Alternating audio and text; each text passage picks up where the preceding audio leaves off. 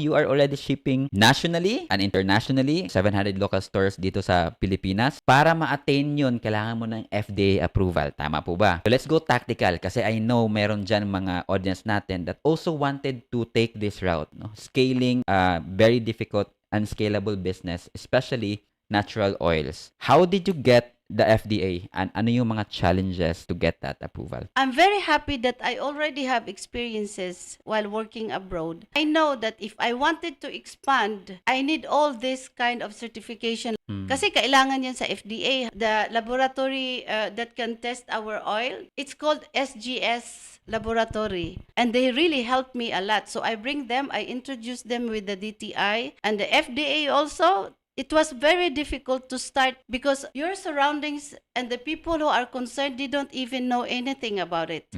But now it's easier because you just go to the DTI now, you ask their help, and they are going to help you. Now everything is online. You go to FDA, you have all the rules that you have to follow, and that's it. And I remember, Tita, you told me na ikaw yung nagdala ng FDA approval dito sa area natin. Requirement na talaga yung FDA. Kasi it's also important to protect your customers. If you want your business to grow, you need to make sure that your product is safe. And one way to show that is kung meron kang FDA-approved product. Yes.